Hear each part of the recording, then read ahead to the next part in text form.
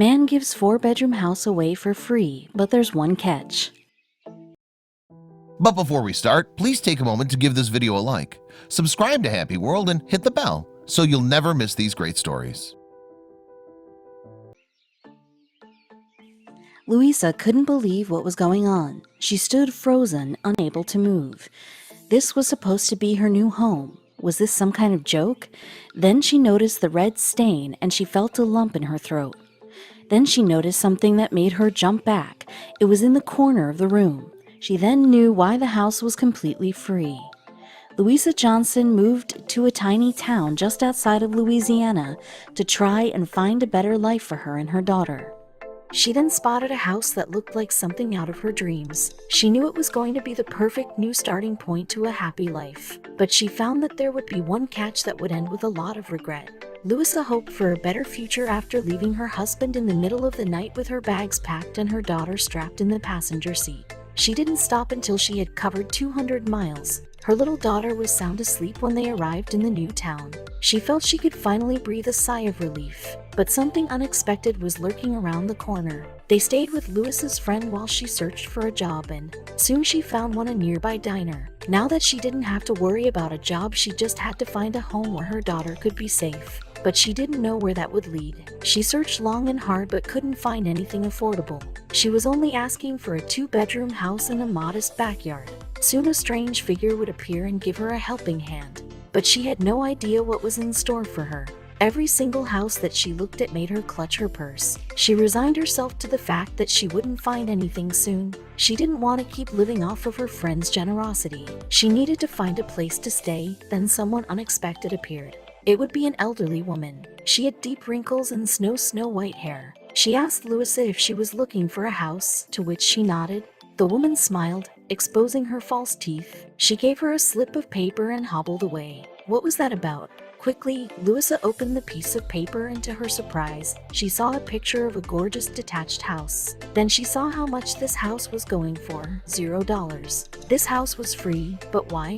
Boasting 3 bedrooms, 2 bathrooms, a large kitchen, and a gigantic backyard. It sounded perfect. But Louisa would soon learn this house was far from perfect. Underneath the picture was a cell phone number, and for a brief moment, Louisa debated what to do.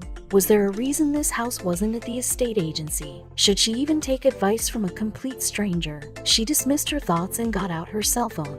She dialed the number, feeling both excited and nervous. But little did Louisa know she was going to regret calling this number. After nearly a minute of waiting, finally, the number picked up and Louisa heard hello in her ear. Louisa quickly introduced herself and explained that she was interested in the house she had seen. The seller, called Mikey, was over the moon to hear Louisa's interest in the house. He insisted she come over straight away, and Louisa agreed. She had nothing to lose, but she was soon going to realize she did. Louisa drove to the address of the house, and already she could feel butterflies in her stomach. The drive was quite long. This house was further out than she had hoped, but she didn't care. She pulled up and Louisa was completely gobsmacked with how huge the house was in real life. Louisa was already sold. What could be wrong with this? She quietly muttered to herself. But Louisa was soon going to find out. As Louisa pulled in, she could see a man was stood at the front of the house. Louisa got out and the man came rushing over. A gigantic smile slapped on his face. "You must be Louisa. I'm Mikey," the man said. The two introduced each other, and Mikey swiftly kicked off the tour of the house. Louisa set foot inside her potential new home, not knowing what was coming to her. Walking around the house, Louisa reveled in the excitement. She could already picture her daughter playing in the backyard, and herself baking cookies in the stunning Victorian kitchen. Accompanied by Mikey, Louisa could tell he was enjoying her excitement and optimism for this house. Maybe he was just happy for her. But Louisa had no idea what Mikey's hidden agenda was. The house needed some work, but nothing too drastic. A few coats of paint and a tidy up. Louisa saw a dark red stain on the living room floor, but that was nothing a bottle of bleach couldn't fix. After seeing every area of the house, Louisa was confident she was making the right decision, but little did she know she was making a huge mistake. Mikey completed his tour of the house and then started to explain to Louisa about its history. This house was his grandmother's, and unfortunately, she passed away a few years ago. Louisa was sad to hear that. She had lost her grandfather a few years ago, so she could sympathize with Mikey. The two then went into the living room to discuss the house over coffee, but she had no idea what was coming. Sitting in the living room amongst the gorgeous furniture and spacious rooms, Louisa had a feeling this house was too good to be true. Why would a house like this be given away for free? It sounded absurd. There had to be some sort of catch, and Louisa was right.